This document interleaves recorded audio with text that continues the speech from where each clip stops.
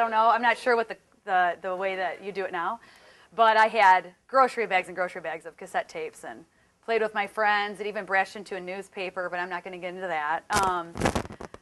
Yeah, so my love for radio started a long time ago, and it was through the Loop back in the day in AM 1000. Kevin Matthews and Steve Dahl were kind of like my inspirations. So my main thing that I wanted to do was be a morning co-host. You know, a jock would totally I'd be fine with.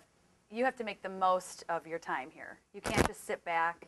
You can't skip classes. It's not like going to a 4-year university where you can skip a class or two. You have to come to every single class, and you have to make the most of every single class while you're here, because no one's going to knock on your door and give you a radio job, you know, for broadcasting, which I'm sure most of you guys already know.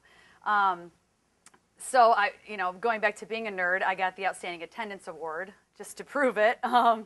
And also, I was really honored at the end. I'm not sure if you still do the Outstanding Broadcasting Award that the students vote on.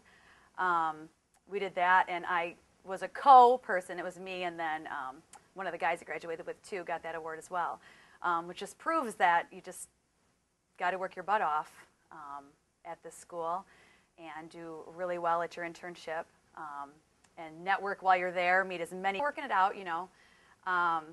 And then one day he called me, like actually before I graduated that year. I think it was 3 weeks before I graduated in March '03. He called me and told me that I got the job.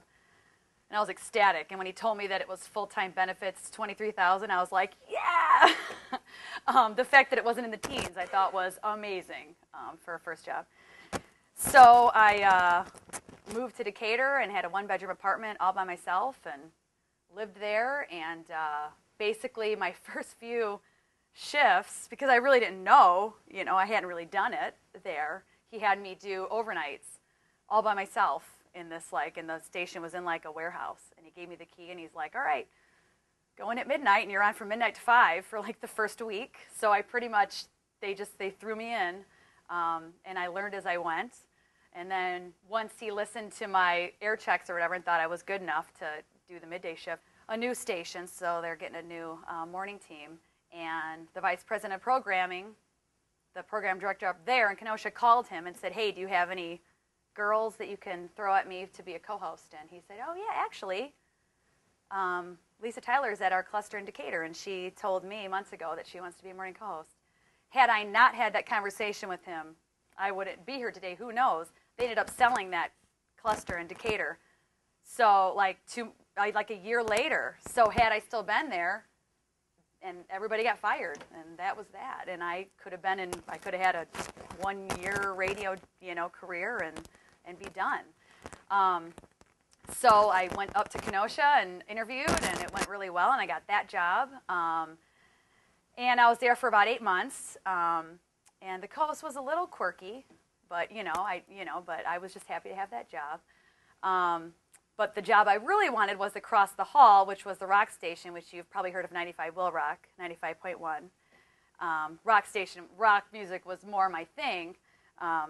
And, you know, country's very family friendly, and I kind of have a really perverted sense of humor. So I had to really hold back a lot of things. I'd say some things, and then we'd have a meeting, and my program director at the country station would be like, there's a little blue, what you said, you know.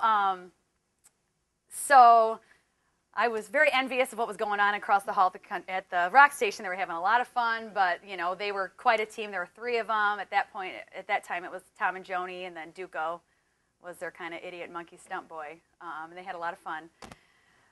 So anyway, I was there from March until about September, and then I heard that Joni accepted a job in Milwaukee, and so they'd be like, ooh, I went to school, and this was my dream forever, and I quit.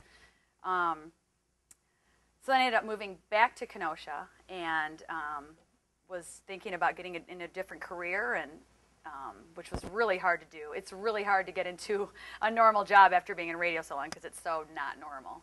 I was about to accept a job in a completely different field, and just for the heck of it, I said to my friend, I'm like, I want to meet the program director for US 99 because you just never know, you know. So I shook his hand and told him who I was, and because you just never know if that'll come in handy, you know. So yeah, no, you're definitely at the right place. Like I told you, it's the most concentrated best hands-on experience that you can get. So that's my story, and I hope that wish you all the best success. Yeah.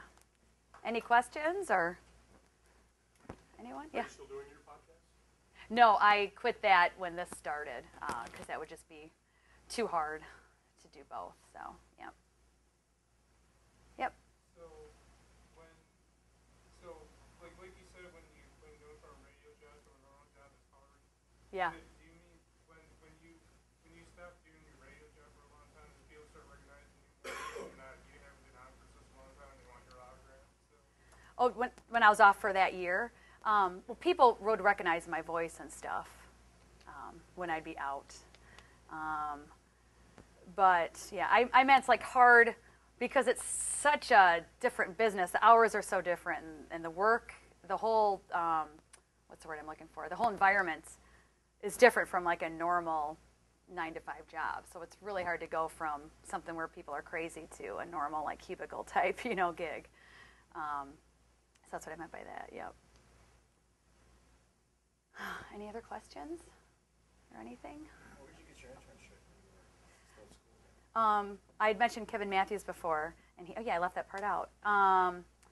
He was on air at WCKG at the time, 105.9, when it was talk.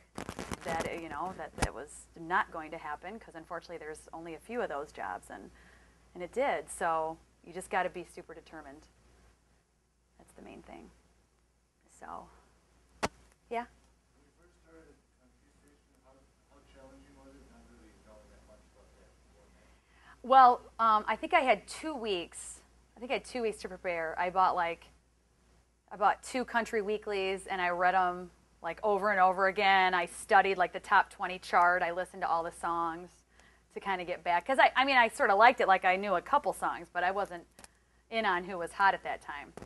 So I just studied. I used those 2 weeks to study up on it big time. And that program director ended up getting fired. And he really wasn't that good. Like I told you how he just gave me the key and had me go in at midnight and was like, here, you press this button, you press this button. All right, I'll see you in the morning. So I pretty much had to teach myself. And he didn't even have, there wasn't even a format clock. I could break whenever I wanted. Like I could